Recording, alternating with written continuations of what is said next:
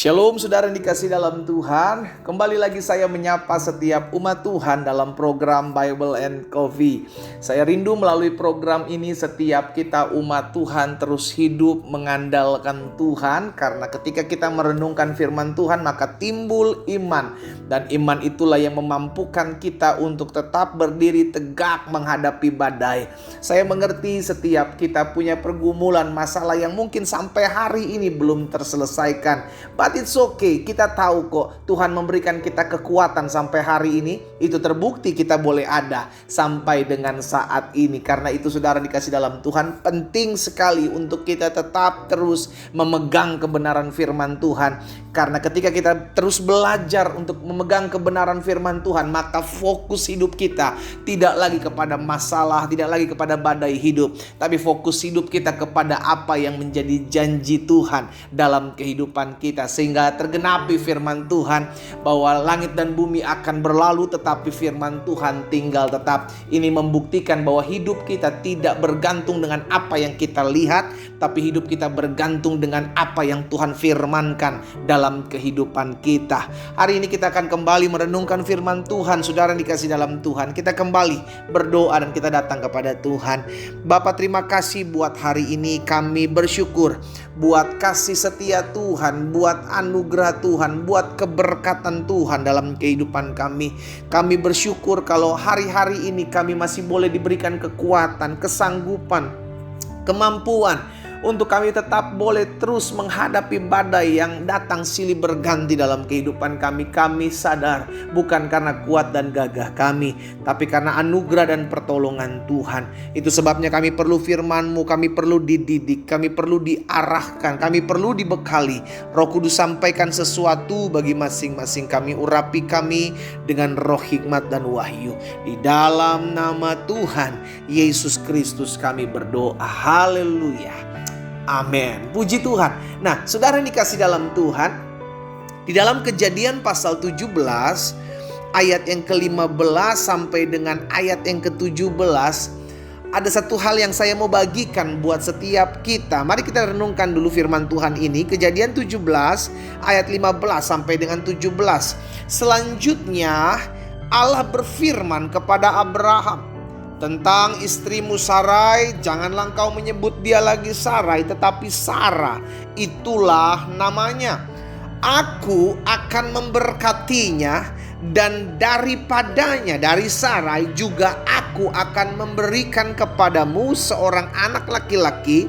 Bahkan aku akan memberkatinya sehingga ia menjadi ibu bangsa-bangsa. Raja-raja bangsa-bangsa akan lahir daripadanya. Ketika Abraham bertemu dengan pribadi Tuhan, maka Tuhan berfirman seperti itu. Lalu apa respon Abraham? Kita lihat di ayat 17, saudara yang dikasih dalam Tuhan. Di dalam ayat 17 respon Abraham, Abraham tertunduk dan tertawa, saudaraku, serta berkata dalam hatinya, mungkinkah bagi seorang yang berumur 100 tahun dilahirkan seorang anak? Dan mungkinkah Sarah yang telah berumur 90 tahun itu melahirkan seorang anak? Saudara yang dikasih dalam Tuhan, dari peristiwa ini kita belajar bahwa seringkali kita meragukan firman Tuhan. Kita tahu firman, kita tahu kebenaran, tapi seringkali ketika kita diperhadapkan dengan kenyataan, diperhadapkan dengan realita, maka kita mulai meragukan, benarkah Tuhan bisa pulihkan rumah tangga saya? Benarkah Tuhan bisa membawa kembali suami saya? Benarkah Tuhan saya masih bisa dipulihkan kesehatan saya? Benarkah hal ini bisa terjadi? Benarkah hal itu bisa terjadi? Hal ini juga yang menimpa kehidupan Abraham ketika Tuhan memberikan dan menyatakan janjinya kepada Sarah dan Abraham. Bahwa Tuhan bilang sama Abraham, Sarah akan melahirkan anak, bahkan akan menjadi ibu bagi bangsa-bangsa. Raja-raja bangsa-bangsa akan lahir daripadanya. Ya jelas secara realita Abraham akan tertawa. Waduh, Tuhan kalau ngomong ya agak ini sedikit gitu lah. Saudaraku, seringkali kita juga meragukan firman. Seringkali kita juga mulai khawatir dengan Apa yang akan terjadi besok? Bagaimana dengan kehidupan saya? Bagaimana dengan masa muda saya? Kenapa? Karena seringkali yang kita lihat adalah kenyataan, realita yang ada di depan kita. Benarlah apa yang dikatakan Rasul Paulus, bahwa kita hidup bukan karena melihat, kita hidup karena percaya. Kita pegang, saudara dikasih dalam Tuhan, apa yang menjadi kepercayaan kita. Makanya selalu firman Tuhan katakan, jangan pernah lepaskan kepercayaanmu kepada Tuhan. Maka dalam hidup ini kita harus pegang 1% kenyataan, 1% realita, tapi 99% adalah faith, adalah kepercayaan, adalah iman, saudaraku. Jadi kalau kita melihat sesuatu yang tidak mungkin, kita langsung tutup mata dan berkata, Tuhan, aku tahu di hadapanku ada sesuatu yang tidak mungkin aku bisa hadapi, tidak mungkin aku bisa dapati, tidak mungkin aku bisa jalani. Tapi aku tahu hidupku bukan karena melihat, hidupku karena percaya. Karena apa yang engkau imani, itu yang terjadi bagimu. Itu sebabnya Tuhan Yesus pernah menegur seorang ayah yang meragukan kuasa kepercayaan. Di dalam Markus 9 ayat 23, Yesus bilang kepada laki-laki ini, kepada pria ini, kepada ayah dari seorang anak yang sering kerasukan, katamu jika engkau dapat. Tidak ada yang mustahil bagi orang percaya. Jadi orang percaya seharusnya mengerti bahwa tidak ada yang mustahil untuk dia tidak dapat. Dia bisa memperoleh apa yang dia doakan. Kuncinya satu, percaya. Makanya Tuhan Yesus juga mengajarkan ketika kita berdoa, apapun juga yang kamu doakan, percayalah bahwa kamu telah menerimanya. Bukan akan menerimanya, no, tetapi sudah menerimanya.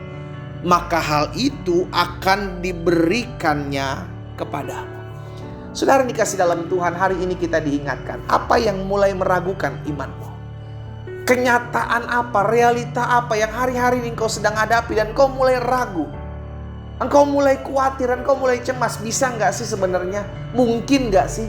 Hari ini sebagai rekan sekerja Tuhan, sebagai hamba Allah, saya ajak setiap kita, ayo arahkan pandangan kita kepada Tuhan. Kita tahu kok, bagi kita mungkin itu mustahil, tapi bagi Tuhan, ketika kita berserah, ketika kita mengandalkan Dia, ketika kita berdoa dan berharap, maka bagi Allahku tidak ada perkara yang mustahil untuk Dia kerjakan dalam kehidupan kita. Hari ini kita diingatkan, jangan ragu. Miliki 99% kepercayaan dalam hidupmu. Kalaupun kau melihat, biarlah kau hanya fokus kepada apa yang menjadi kenyataanmu, cuma 1% aja. Tapi 99% kita memiliki iman, kita memiliki percaya. Kenapa? Karena hidup kita tidak bergantung kepada kenyataan. Hidup kita bergantung kepada firman Tuhan.